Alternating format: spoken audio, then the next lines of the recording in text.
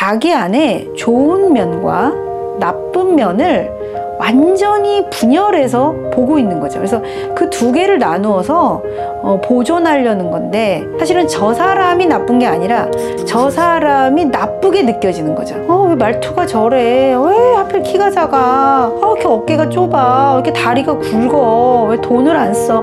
그 부분을 내가 나쁘게 느끼고 있는 내 안의 거죠. 그 사람 게 아니라 내 건데, 그 사람이 문제야라고 그 사람한테 던져버리고 내가 방어하는 거예요. 완전한 전체 대상으로 인식하지 못하고 대상을 부분 대상으로 인식하는 거죠.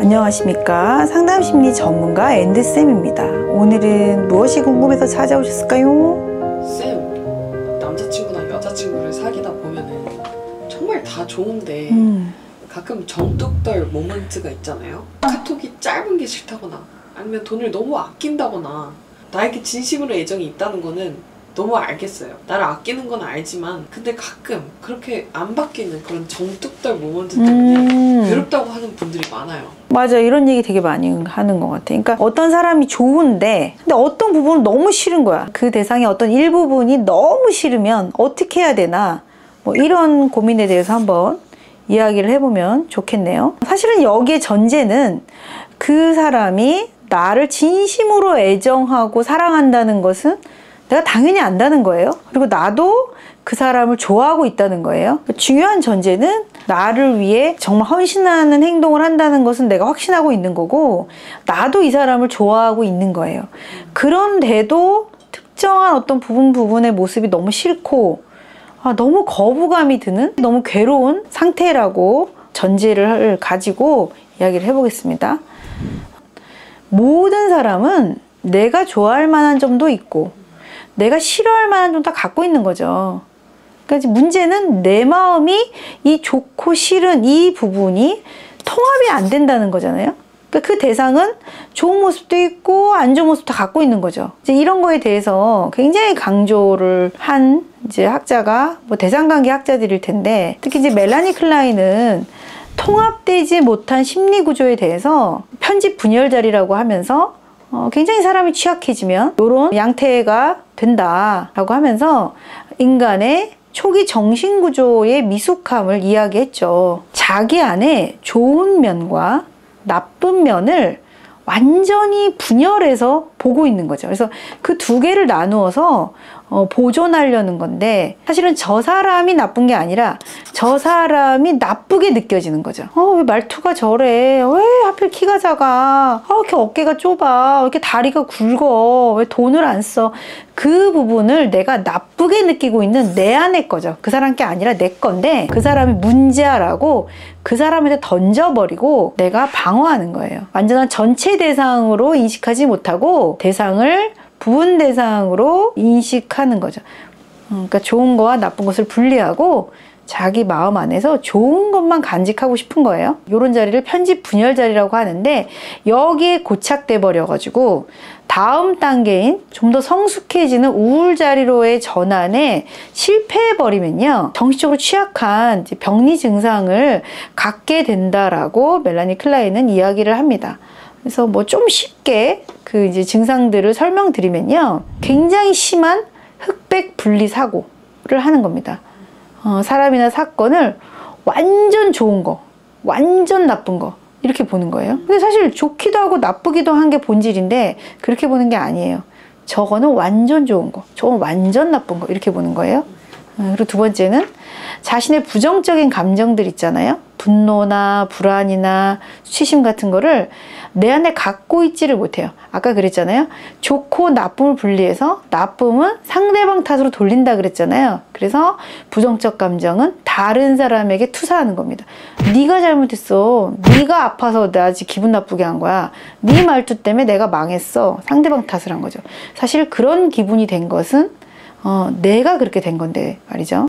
그리고 세 번째는 공감하기가 어려워요. 공감에 실패하니까 관계가 파괴되겠죠. 그 사람의 고통과 슬픔과 또 긍정적인 거, 취약한 거를 동시에 볼 수 있어야 그 사람을 공감할 수 있잖아요. 이 사람은 멋지기도 하지만 이런 애환도 있고 약함도 있구나 이렇게 볼 수 있어야 공감이 이루어지는데 타인의 복합적인 내면 상태를 전체적으로 인식할 수 없기 때문에 공감이 부족해요. 그래서 공감이 부족하기 때문에 결국 관계가 좀 실패될 가능성이 높습니다. 굉장히 과도하게 타인을 의심하고 불안해하는 박해 불안에 빠질 수도 있어요. 그러니까 뭐냐면 외부 세계가 항상 나에게 위협을 준다. 이 세상은 경쟁 관계고 내가 살아남아야 된다. 이렇게 인식될 수도 있다는 거죠.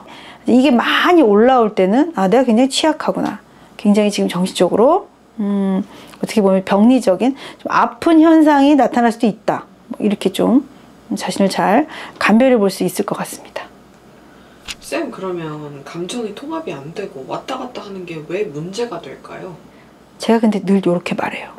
그러면 이해하세요. 뭐라고 말하냐면 쉽게 말해서 엄마가 아이를 키우는데 아이가 예뻐 보일 때는 사랑을 주고 아이 때문에 피곤한 날은 아이를 멀리하고 거부하는 거예요.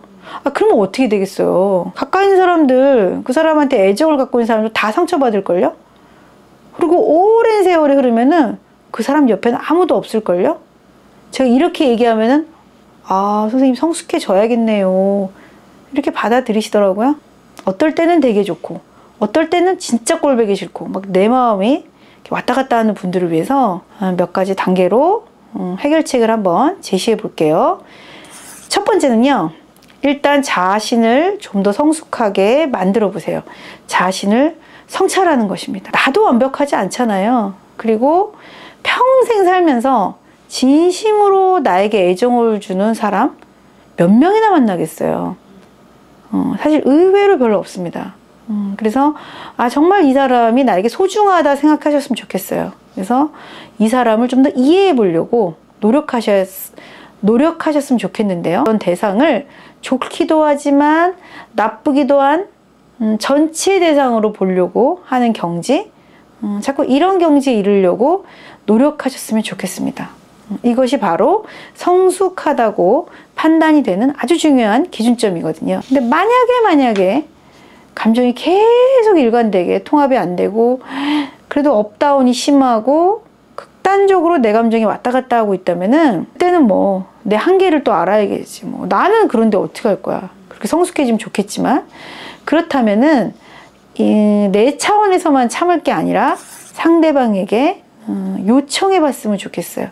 내가 정말 이 부분을 좀 견디기 어렵다는 것을 잘 전달해서 상대방이 변화의 노력을 할 수 있게 만들어야겠죠. 2단계 도저히 내 마음이 통합이 안 된다면 상대방이 좋았다가 싫었다는 이 마음을 상대방에게 좀 노력해 달라고 요청해 볼 수도 있어요. 근데 중요한 포인트는 전달이 되게 표현해야 돼요. 첫 번째는요. 전달의 타이밍을 잘 잡아야 돼요. 내가 지금 말한다고 이 사람이 내 말을 들어주나? 좀 너 돈 좀 써. 좀 말투 좀 예쁘게 해. 내가 이렇게 말한다고 바뀌나요? 그나마 바뀔 때는 언제인지 아세요? 내가 이 사람한테 중요한 사람이 되었을 때 그나마 그 사람이 노력해요. 그러니까 우리들의 관계가 이 정도로 중요한 사이가 됐나?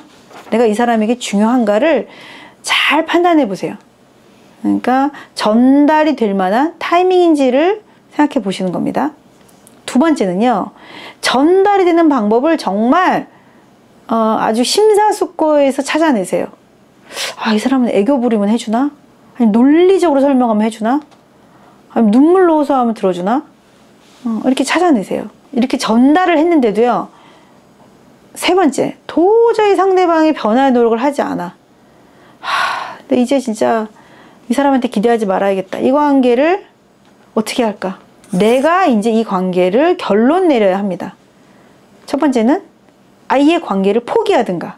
두 번째는 관계를 이어갈 거면 이제 상대가 내가 싫어하는 모습을 보일 때마다 내가 아무 말도 하지 않고 꾹 참아야 되는 거예요. 내가 잘 견뎌내야 되는 거예요.